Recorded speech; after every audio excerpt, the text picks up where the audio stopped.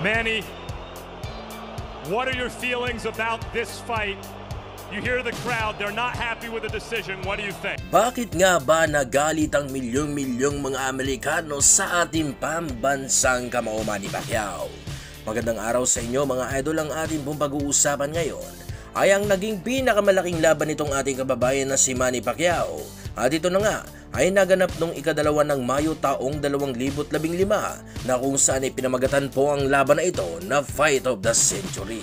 Sa laban ay maraming mga boxing fans na mula sa bansang Amerika at Mexico ang talaga namang pumusta noon kay Pacquiao sa pag-aakala na siya na ang bukod-tangi na boksingerong unang makakatalo sa undefeated American boxer at pound-for-pound king na si Floyd Mayweather Jr. Pacquiao has been in tougher fights. Mayweather, on the other hand, has been somewhat of kind of cruising. Counter-puncher against an aggressive. So something has to give. This is a great matchup in that. Manny Pacquiao, he's going to go in, he's going to try and attack. The quickness Manny has, explosive, is his main advantage. Pacquiao is a great fighter. He has speed, he has power, needs to do pressure, but he needs a little intelligence on the ring. Being aggressive on him the whole fight. His strategy, you can beat him. He has to come in this fight better than he's ever been before. How is he going to overcome this? Pacquiao connect one punch with power, maybe Mayweather going down. This can't be an easy fight. This is he's going to get hit. Who do you ever fight like this? You ever have a fly in front of you and you can't catch it? Manny Pacquiao was like that for 8 rounds. He hurt you with every punch, even the arm punches was solid. More explosive punching than Floyd Mayweather. And that's what might give Mayweather trouble. I think Floyd Mayweather is the best pound-for-pound fighter. No, this guy's a strategist. This guy knows how to calculate his punches. Floyd Mayweather try to be 1 or 2 steps ahead. He's looking for opportunities as he rolls. He wants Pacquiao to extend himself. I think he likes people putting the pressure on him. He brings the best out of him. And Mayweather's a master of throwing those right hands. He does them very well. He knows how to throw combinations enough to win the round. At this age, at this time, can he do it now? I think that's going to be important. Everything depends on what kind of mind they have on Mayweather. It's very interesting to see what Manny Pacquiao shows up and what Mayweather shows up. At dahil nga sa maraming mga taga-suporta itong si Pacquiao, ay kaya naman milyong-milyong dolyar ang pinusta ng mga taga-suporta nitong si Manny Pacquiao. Nakatulad na nga lamang nitong Hollywood superstar na si Mark Wahlberg mga idol. Sa laki po ng laban, ay naubos po agad ang ticket sa loob lamang ng ilang minuto mga idol. Dahil sa handang-handa po kasing gumastos ng pagkalaki-laking halaga ang mga boxing fans, masaksihan lamang harap-harapan ang laban sa pagitan nitong si Manny Pacquiao at Floyd Mayweather Jr. Pero sa hindi inaasahang pagkakataon mga idol ay may pagkakamali po kasi noon na nagawa itong si Pacquiao. At ito ay nung itinuloy pa rin itong si Pacquiao ang laban kahit pa may nararamdaman na itong peligro sa kanyang balikat. Dito pinansin ng Team Pacquiao na kung saan sinawalang bahala ang injuring nararamdaman. Matuloy lamang ang laban na matagal nang pinakaantay at inaasahan ng pagkahaba-habang panahon. Here in my right shoulder. I thought the progress was good enough and that's why we stayed with the fight. What we want to do is we cannot go because of my shoulder. Pero ito pala ang magiging sanhi ng kanyang pagkatalo sa laban na hindi inaasahan ng mga kalo at Mexicanong pumusta sa kanyang pagkapanalo sa laban. Kaya naman ay kahit itong si Mark Wahlberg na kilalang-kilala bilang isang solid na taga-suporta nitong si Manny Pacquiao ay lubos na nainis sa ating kababayan. Ito ay dahil sa mali nitong naging desisyon sa laban.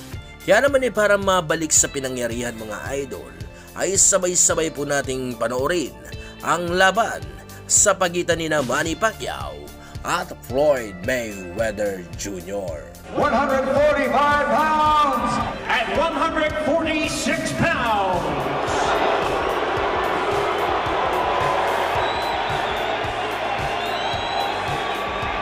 Finishing first, fighting out the red corner, Manny Pac-Man Pacquiao.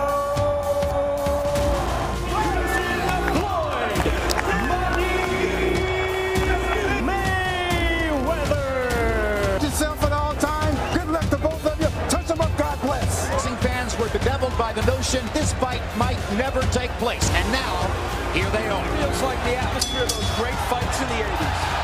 And in the first 3 rounds of that fight, Mayweather walked Alvarez down.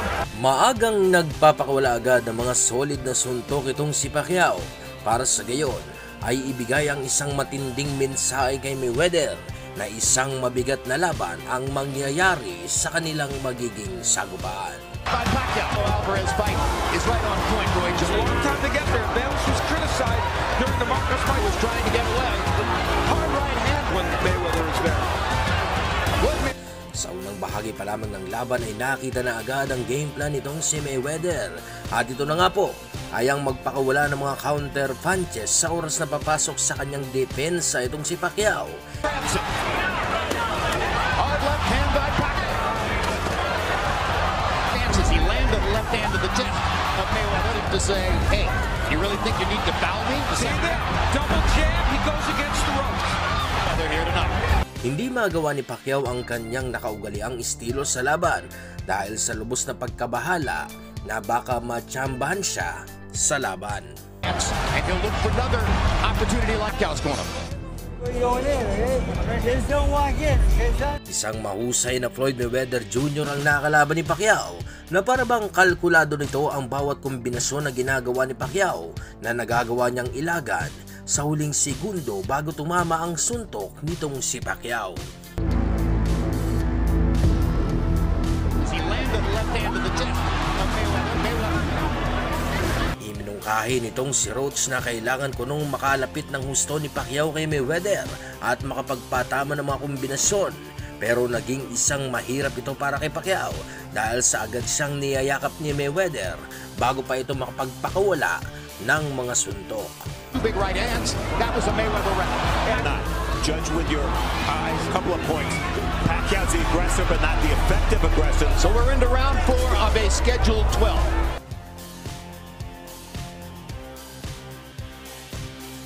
Oh, he just landed a left hand, and it looks like it hurt Mayweather. And maybe hurt Floyd Mayweather. Mayweather covering up and protecting.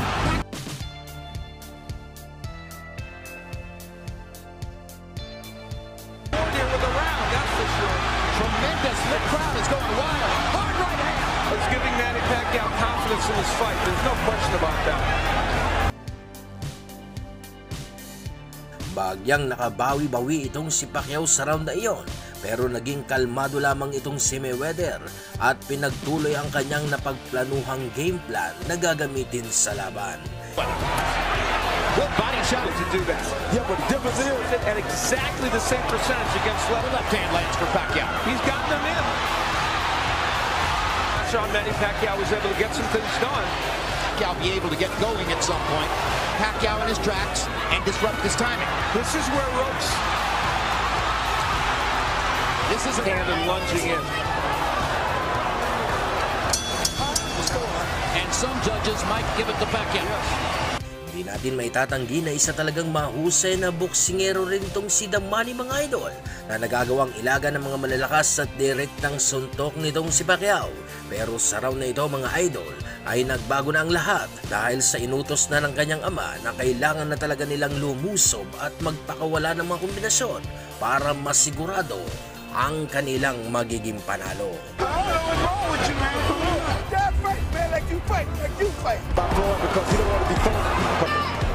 Well, he should step to the right and get outside. Floyd Mayweather comes back, muffles him in the next round. It would be ahead on the scorecards. It would be because of the jab. Hard to get slowed down to his pace. There's no way in the world you're going to beat him. I don't care how good you think you are. Defender than Juan Manuel Marquez. And jab as much as people think. Hard left hand. You see the CompuBox numbers of total punches thrown. Hindi ginaya ni Floyd Mayweather ang sumabay kay Pacquiao, kaya naman ay nagbalik ito sa kanyang estilo at iyon ay ang bantayan ang bawat pagpasok nitong si Pacquiao.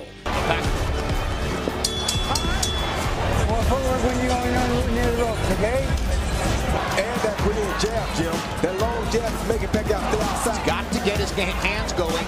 What point, Roy Jones, would Manny Pacquiao consider selling out? At sa round 9, mga idol, ay dito na nangyari ang yayanig sa laban dahil sa nayanig si Mayweather sa binatong suntok ni Pacquiao na naging dahilan para makatikim ng mga sulidong umuulang suntok itong si Mayweather. He wants left hand for Pacquiao. Pacquiao's got him in a corner. Here's his chance. And the excitement that is generated when Pacquiao jab that he's had. Gets him into the moves on. I don't know, but he is knocked down in the lead as well. It's not easy against somebody with the accuracy and precision of Floyd Mayweather.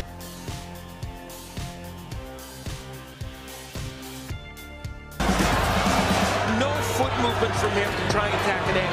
Hunts Manny Pacquiao with right hand counter shots. Lands a left hook. Left jab, that straight right hand.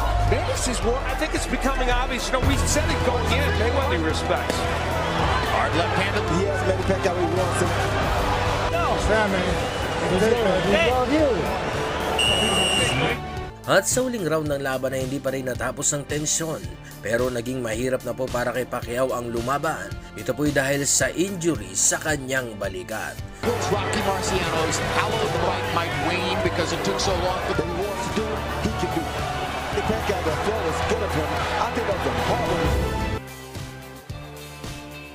He was painted the ring without the tactical ammunition to open up. He was stretching it out to maximize the dollars. He was right. Get to the last 10 seconds. And in Grand Rapids, the celebration. Bagamat natalo sa laban ay nag-uwi po naman itong si Pacquiao ng $120 million lang naman mga idol, na kung atin pong i-convert sa ating pera ay aabot hanggang sa 6.5 billion pesos. Ito po'y sapat na para makapagpagawa ng mga naglalakihang building dito sa ating bansa. Pero ang kita po na ito mga idol ay garantiyang bayad pa lamang. Wala pa po dyan ang mga shares sa laban na katulad ng kita sa pay-per-view at sa mga fans na live nanood ng laban. At malalaking advertisement na nagpakawala rin ng malaking halaga para maiugnay lamang ang kanilang mga produkto sa laban. But Manny Pacquiao's a tough competitor, so I had to take my time and watch him extremely close. He had moments in the fight, I kept him on the outside. I was a smart fighter, I outboxed him. Manny Pacquiao's a tough competitor. He's the true champion at heart. Both was at our best tonight. What's your impression of this fight? Got him many times, solid punches, and I think I thought I won the fight.